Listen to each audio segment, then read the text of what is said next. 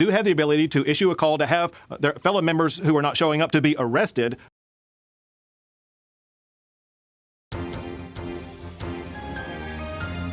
Governor Abbott says 58 hypocrite Texas Democrat runaways will be arrested when they return to Austin after jetting to D.C. on $100,000 chartered private jets to stop vote on GOP's new state voting bills.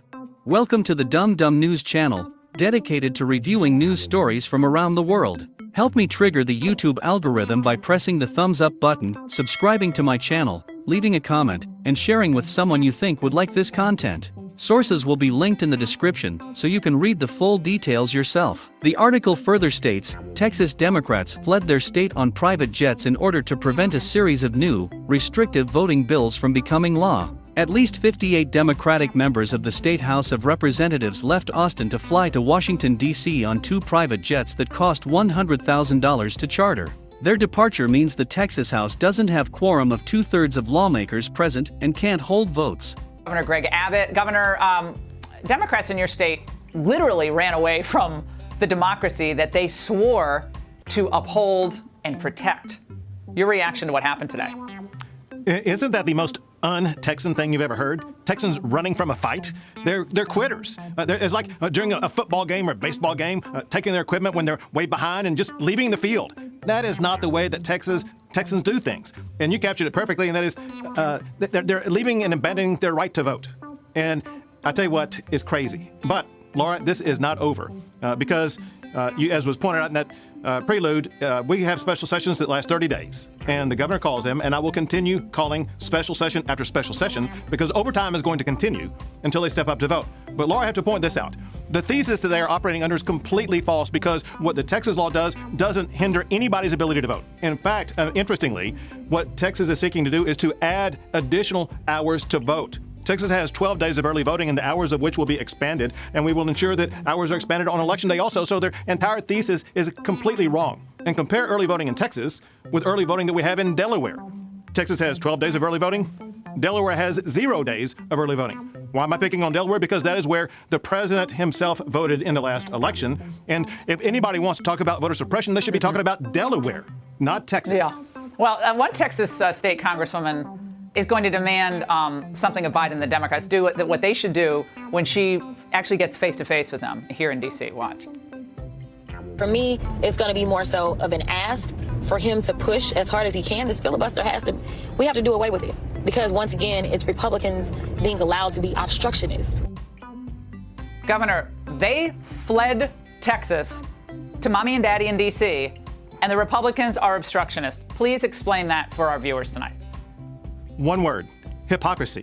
They're using a filibuster to flee the state of Texas to plead with the president to do away with the filibuster in Washington, D.C. That is the example of hypocrisy on its face. And that's one reason why they're losing the arguments with regard to voting on this issue and other issues in the state of Texas. But I want to point this out for your viewers who are watching from Texas, because by the Democrats fleeing, they're also fleeing what we're trying to achieve by cutting your property taxes, by making sure that we secure the border, by funding very important projects such as law enforcement in communities that have high crime. And so by fleeing the state of Texas, they're doing more than just appealing to the president. They're using taxpayer money on this political junket to Washington, D.C.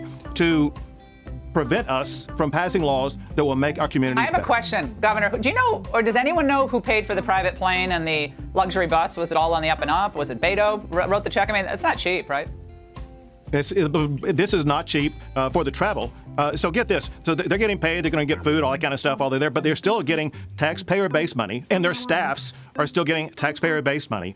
And so they're still living off of the government dime, even while they're on this trip. All the while, they are doing fundraising projects online trying to raise money for this. And so it really is both hypocritical, it's despicable, but it's really the worst thing you can say about a Texan, and that is they're so afraid they're running away from a fight that they were hired by their voters to do. They were hired by their voters to go to the Capitol and articulate what their opinion was.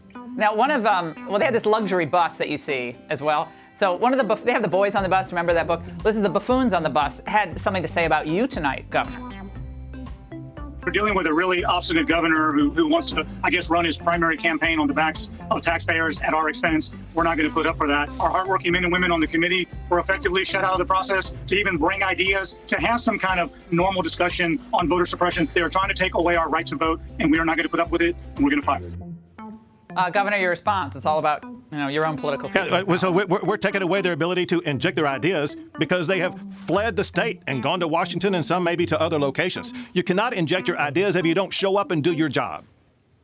We were complaining about Democrats running to the courts, but is there any Texas state Supreme Court move here, or is that just a political question that wouldn't be considered? Well, there's no law on the issue. What the law is in the Constitution, and that is the House, the State House of Representatives, who are here in the Capitol in Austin right now. They do have the ability to issue a call to have their fellow members who are not showing up to be arrested, but only so long as that arrest is made in the state of Texas. That's why they have fled the state. Once they step back into the state of Texas, they will be arrested and brought to the Texas Capitol, and we will be conducting business. Jen Psaki said some White House officials may meet the Texas Democrats in D.C. and called new voting laws the worst challenge to our democracy since the Civil War.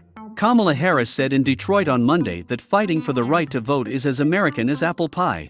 In my opinion, every American citizen should have the right to vote. Each citizen should also have some type of way of proving they have that right to vote. It can be a state-issued ID or something else that the state recognizes. I do not want non-citizens voting in elections that affect my family, friends, and me. I thought it was reasonable that Texas is adding extended hours for early voting. I was surprised to hear that Delaware has 0 days for early voting, the place the current president voted. It didn't surprise me to hear Jen Psaki grandstanding, or Kamala with her "what did she just say" comment. Lastly, why are they taking a trip when they should be in Texas working, and who is paying for their trip? Those are my thoughts. What are yours? Leave them in the comments below. Please share this video for education and awareness. For the Dumb Dumb News channel, I'm Dumb Dumb.